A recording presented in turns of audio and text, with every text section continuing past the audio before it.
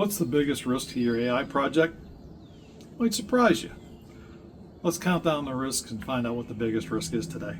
I'm Marty Milligan.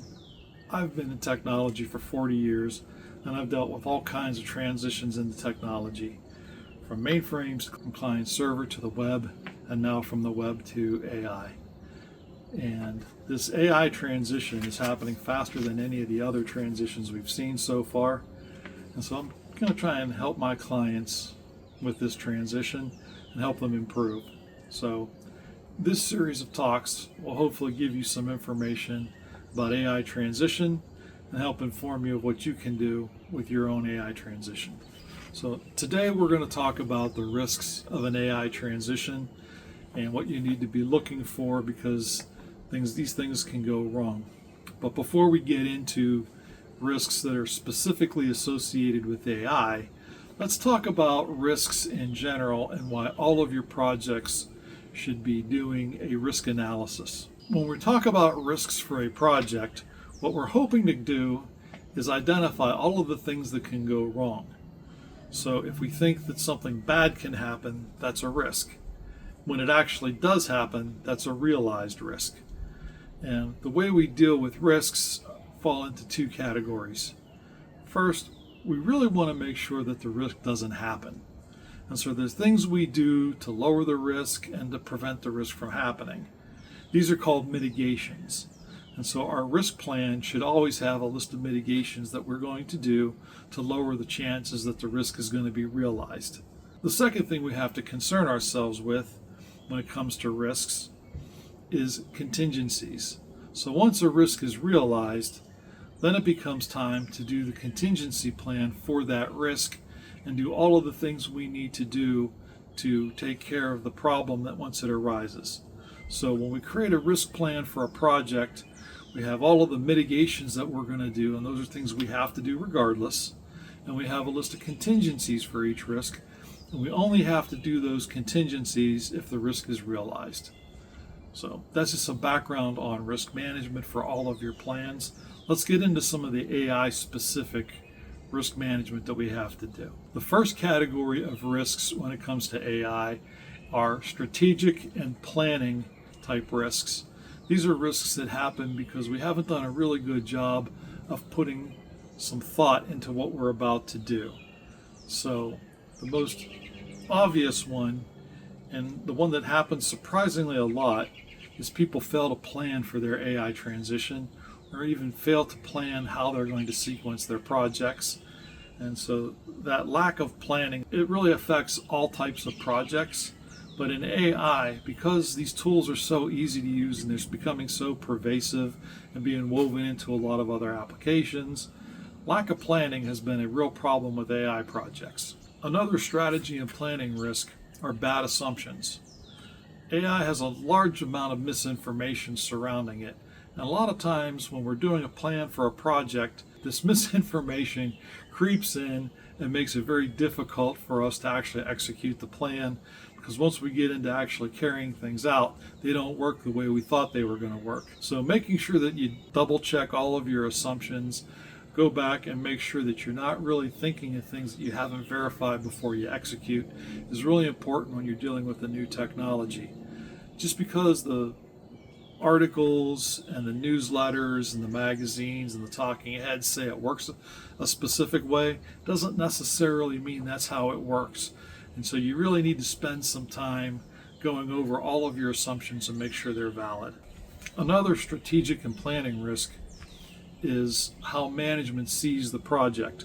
A lot of times we don't do a good job of communicating to our management what we expect the outcome of the project to be, and management may have unrealistic expectations for it, or the project may impact parts of the business that they weren't ready for.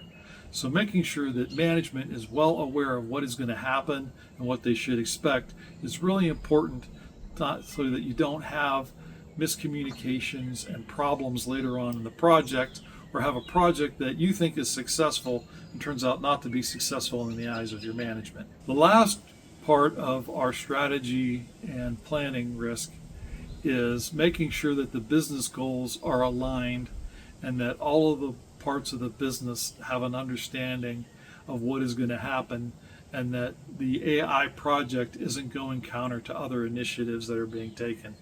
It's very easy in a large complex business, or even a small business sometimes, to have different people have different visions of what the AI project is going to do, and some of the folks in different departments may actually have different plans for their department, and they may be using the same vocabulary but not using exactly the same way.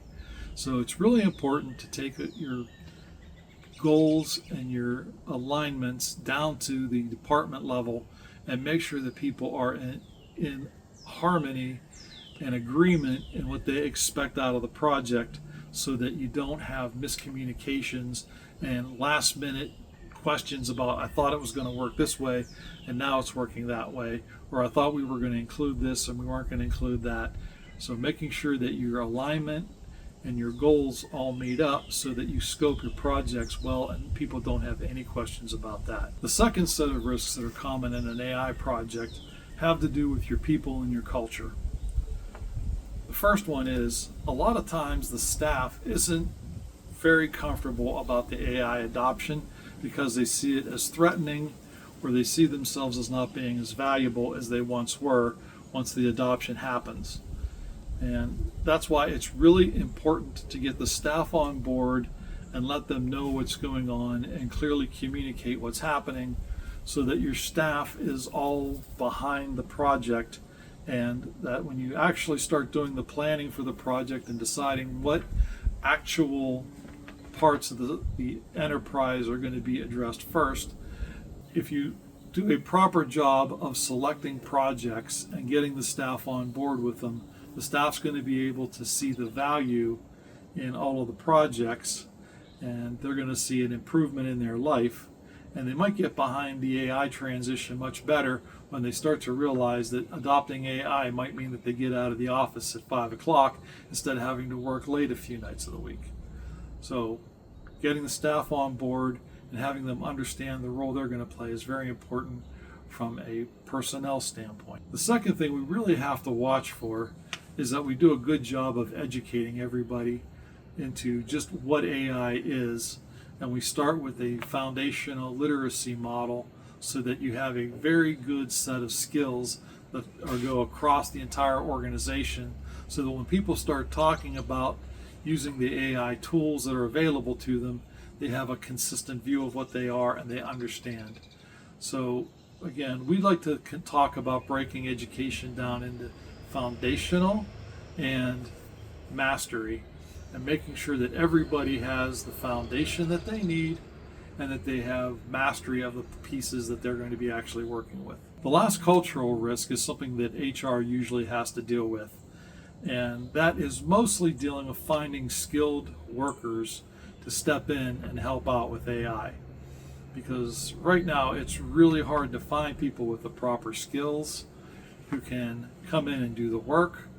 It's even hard to find people to come in and do the education, and it's hard to find people who support the AI applications once they roll out. That one is a real difficult problem because you don't always think about it while you're actually doing the AI project.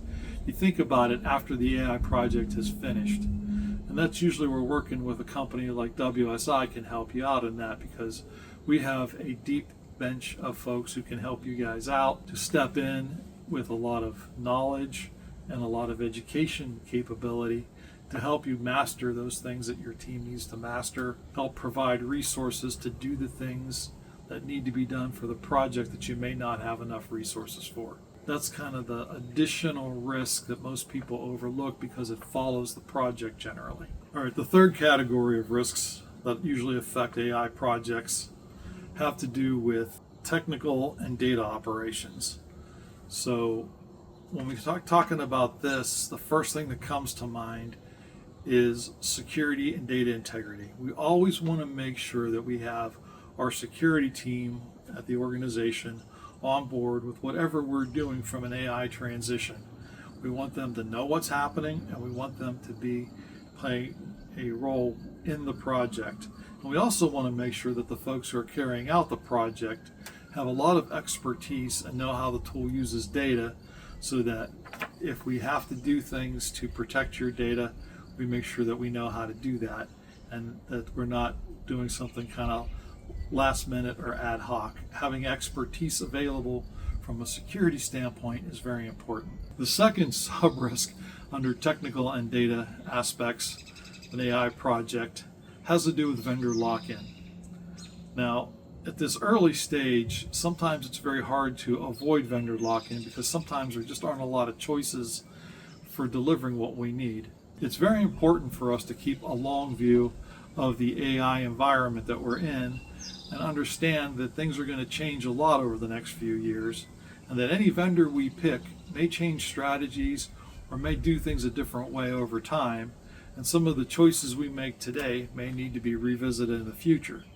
So being very careful to understand when we're having any vendor lock-in and making sure we have alternatives if things change in the future is very important to make sure that we don't do something that's going to put us at risk in the future. Sometimes vendor lock-in is unavoidable, and we like to make sure we document that and understand that's a risk for the future, that if a vendor changes or a vendor becomes bought by another vendor or goes out of business, that we might have a risk to our business, and understanding that. Another sub-risk for technical aspects is data integrity.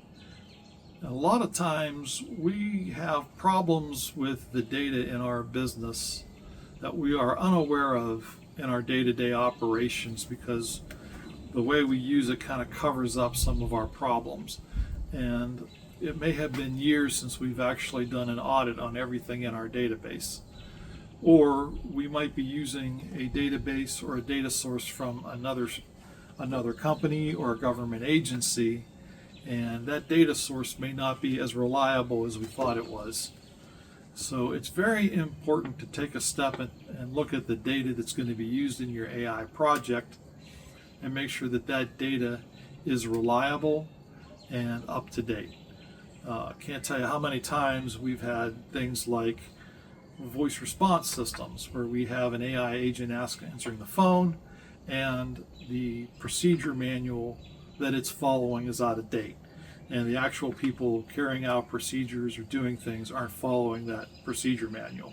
So making sure that all of the data that has to go in is up to date, even those things that you think are kind of trivial, it's very important to make sure they're right. And the last technical set of issues that we could have has to do with legacy system integration. Now, a lot of times these legacy systems are written in languages that are kind of obsolete, or we may not have access to all of the back-end parts of them, and they may be out of our control. So making sure we understand all of the outside and legacy integrations that are going to have to take part in the AI system and the eventual deployment, and making sure we understand we have to be able to test them as well and have to set up test systems for those integrations. It's very important to make that part of our plan. The last set of risks had to do with governance and long-term support. And obviously, the most important one that we run into with that is making sure that we clearly document how we're going to calculate the ROI of our project. It's very important that as we go through these AI projects, that we account everything that we're going to do and all of the places we're going to affect, and properly calculate how much money we save and all of the quality improvements that we make. Because that's going to be really important going forward to doing the next set of projects, and also understanding what changes we need to make as we go forward. So making sure that we properly identify ROI and how we identify process improvements and the effects those have on the business are very important. Another part of governance is making sure that we understand how bias is going to affect what we're doing. We want to make sure that we don't, if we have to train a special model for our project, that we don't incorporate bias into it that's going to make it skew one way or another. And we also want to make sure that if we're using an existing model, that it doesn't have some biases that are going to affect our results. So making sure that we address the risks of having bias built into the model and having it not affect what we do is something we have to address as part of our AI migration. Another part of governance risk is making sure we understand all of the regulatory and compliance issues that are going to affect the company and our AI project. Every year, regulatory and compliance requirements tend to increase, and now that AI is starting to get rolled out, these demands are starting to get larger all the time. And so we have to understand what's coming down the pike for our project. So having a good understanding of the business and the regulatory bodies that affect it and what they're currently contemplating and what they might be contemplating in the future in the industry is important to keep in mind, because those are going to be risks that we have to take into account. In closing, there are a long list of risks that could be affecting our AI adoption project. They could be strategic and planning, they could be governance, they could be part of our culture and staffing, and they could be part of our technology. But there's another risk that we have to consider going into these types of projects, and that is the risk of doing nothing.